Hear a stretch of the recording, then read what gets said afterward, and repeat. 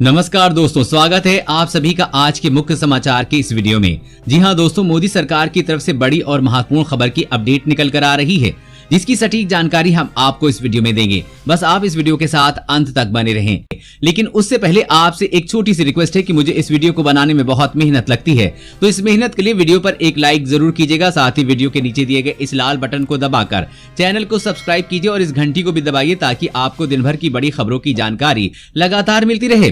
तो चलिए दोस्तों, एक एक करके सभी बड़ी खबरों के बारे में जान लेते हैं। तो दोस्तों, आज की पहली बड़ी खबर की अपडेट की बात करें तो मशीन गन वाली बोट्स लद्दाख में होंगी तैनात, चीन को बनाएंगे निशाना। जी हां, भारत और चीन के बीच तनाव बरकरार है। राजनयिक और सैन्य स्तर पर बातचीत के बाद भी लद्दाख में दोनों देशों की सेनाएं डटी हुई है। अप्रैल में दोनों देशों के बीच LAC पर शुरू हुआ तनाव और जून में सैनिकों के बीच हुए संघर्ष के बाद में भारत ने अपनी तीनों सैन्य शक्तियों को मजबूत करना शुरू कर दिया है। सैनिकों की संख्या बढ़ा दी गई है और वहीं एयरक्राफ्ट, हेलीकॉप्टर, तोपें और अन्य हथियारों की तैनाती बढ़ा दी गई है। इसी कड़ी में भारत अब चीन को टक्कर देने और अपनी पेट्रोलिंग को दमदार करने के लिए अत्याधुनिक बोट पैंगोंग झील में उतारने की तैयारी में है। यहाँ पेट्रोलिंग के दौरान चीन अपनी बोट के जरिए भारतीय बोट को टक्कर मारकर नुकसान पहुंचाने और उस भारतीय सेना की बोट को डुबाने की कोशिश करता रहा है। लेकिन अब भारत ने चीन से टक्कर लेने के लिए नई स्टाइल बोट तैयार करने की दिशा में काम कर लिया है। ये बोट्स पूरी तरह से स्वदेशी होंगी, जिसे भारत में ही बनाया जा रहा है। कहा जा रहा है कि अगले साल गर्मियों तक भारतीय सेना पूर्वी लद्दाख में पैंगोंग झील में इन बोट्स को उतार देगी। बोट्स में फायरिंग के लिए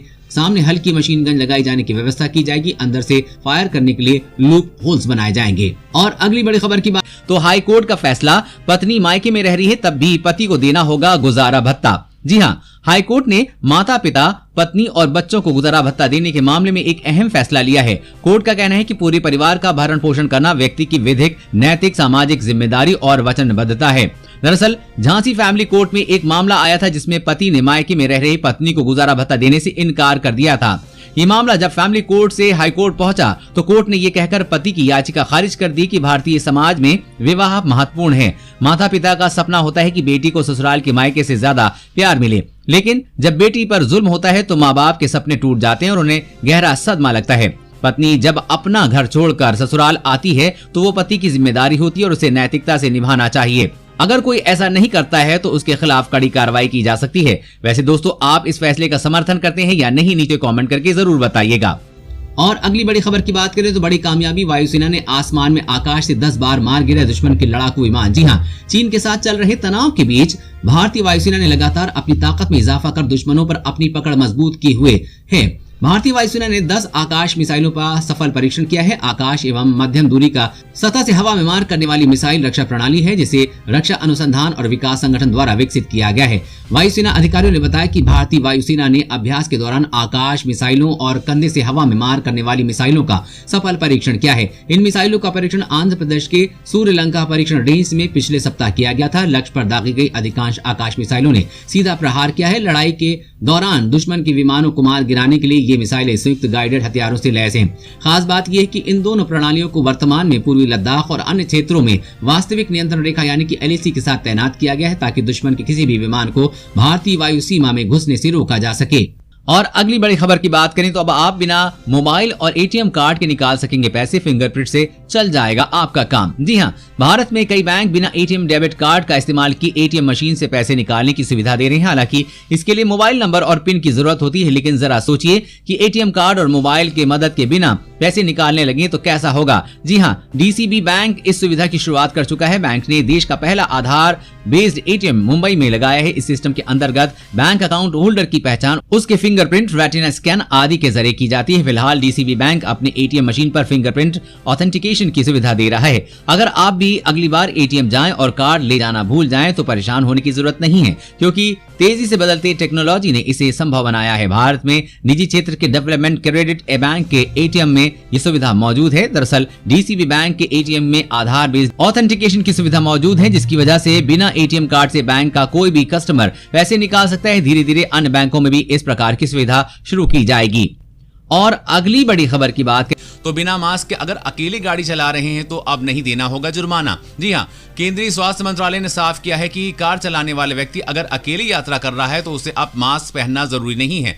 पुलिसकर्मियों के जरिए ऐसे ड्राइवरों को रोकने और उन पर मुकदमा चलाने के बाद इस तरह का ऑर्डर आया है। स्वास्थ्य मंत्रालय द्वारा जारी दिशा निर्देशों में ऐसा कोई निर्देश नहीं है कि अकेले कार चलाने वाले व्यक्ति को मास्क पहनना आवश्यक है। अगर आप कई लोगों के बीच एक्सरसाइज कर रहे हैं तो आपको मास्क पहनना जरूरी है, लेकिन अगर अकेले साइकिल चला रहे हैं तो आपको मास्क पहनने की जरूरत नहीं है। उन्होंने कहा कि कई लोग आजकल एक्सरसाइज करते हैं, ऐसे में आपको सोशल डिस्टेंसिंग का पालन करना है और मास्क पहनना जरूरी है। लेकिन अगर आप अकेले ही यात्रा कर रहे हैं और अपनी कार में या साइकिलिंग कर रहे हैं तो फिर आपको मास्क की जरूरत नहीं है। और अगली बड़ी खबर की बात करें तो एलएसी पे ठंड में भी चीन पर बाज जैसी नजर रखेगी भारतीय सेना। कुछ ऐसी है तैयारी। जी हाँ, चीन के साथ पूर्वी लद्दाख में जारी तनाव के बीच सर्दियों में भी सैनिकों की तैनाती और घुसपैठ का डटकर सामना करेगी।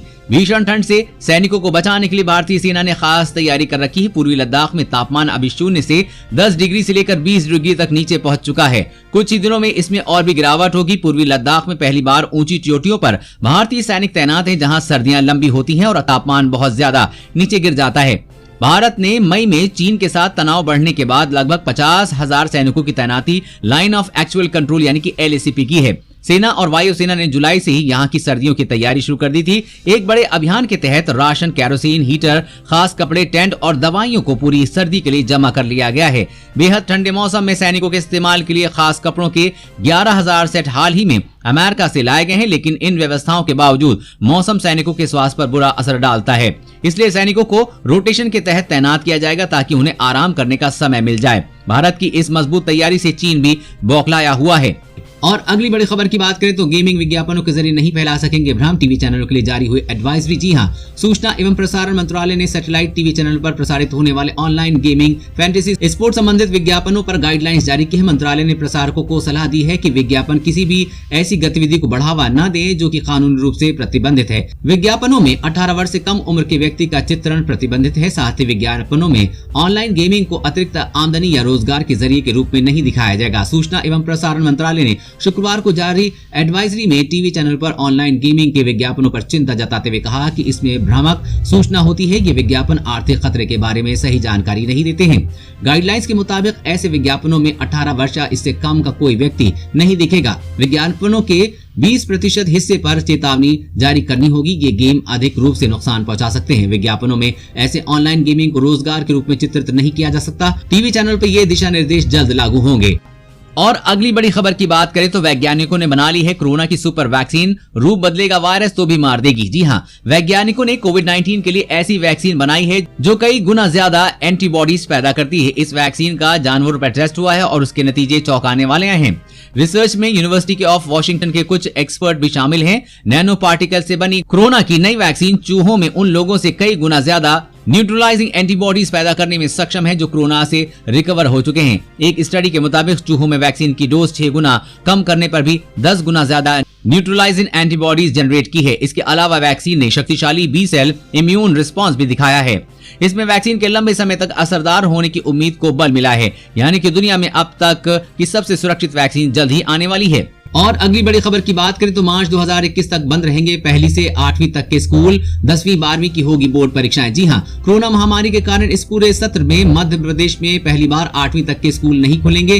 5वीं और 8वीं की बोर्ड परीक्षा भी नहीं होगी। सरकार ने ऐलान किया है कि मध्य प्रदेश में इस बार 30 मार्च 2021 तक स्कूल नहीं खुलेंगे, लेकिन इस दौरान 10वीं और 12वीं की बोर्ड परीक्षाएं आयोजित की जाएंगी, इसलिए अब इनकी नियमित कक्षाएं लगेंगी। सीएम शिवराज सिंह चौहान ने आज इस संबंध में स्कूल शिक्षा विभाग की बैठक ली। इसमें उन्होंने हालात की समीक्षा करने के बाद स्कूल न खोलने का निर्देश दिया। दोस्तों, सरकार का ये फैसला आपको सही लगता है यही नहीं, ये कमेंट करके जरूर बताइए।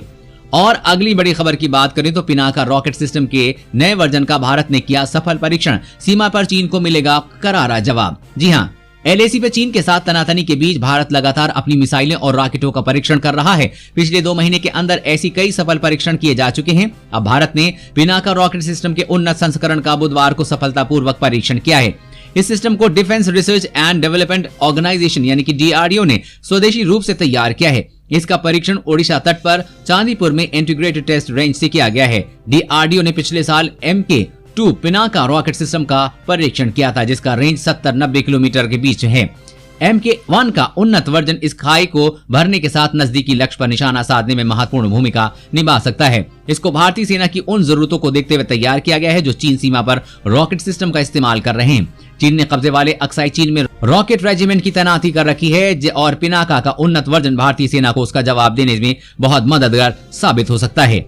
और अगली बड़ी खबर की बात करें तो लॉन्च हुआ पतंजलि का सिम कार्ड, जियो एयरटेल की होगी छुट्टी। जी हां, योग गुरु बाबा रामदेव की पतंजलि आयुर्वेद ने दूरसंचार कंपनी BSNL के साथ करार किया है। साझेदारी के हिस्से के रूप में पतंजलि आयुर्वेद सिम कार्ड पेश करेगा। सिम कार्ड रविवार को बाबा रामदेव द्वारा लॉन्च किया गया था। सिम लॉन्च के साथ पतंजलि ने दूरसंचार क्षेत्र में प्रवेश किया है। वर्तमान में पतंजलि आयुर्वेद खाद्य, आयुर्वेदिक चिकित्सा, सौंदर्य प्रसाधन, गृह देखभाल और व्यक्तिगत देखभाल उत्पादों जैसे क्षेत्रों में उत्पादकों की एक विस्तृत श्रृंखला प्रदान करता है। आपको बता दें कि पतंजलि आयुर्वेद ने औपचारिक रूप से इसी साल की शुरुआत में पतंजलि आयुर्वेदिक.net के साथ अपनी ई-कॉमर्स वेबसाइट को भी लॉन्च किया था।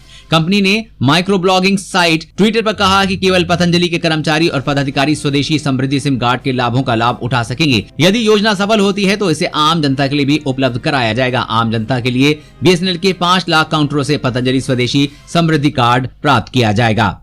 दोस्तों, आज की खबरों में बस इतना ही। इसी तरह हर रोज काम की खबरें जानने के लिए आप हमेशा हमारे साथ जुड़े रहिए। हमारे साथ जुड़ने के लिए वीडियो के नीचे दिए गए इस लाल बटन को दबाइए और साथ ही इस घंटी को भी दबाइए ताकि आपको हर खबर की सटीक जानकारी मिल सके। जय हिंद।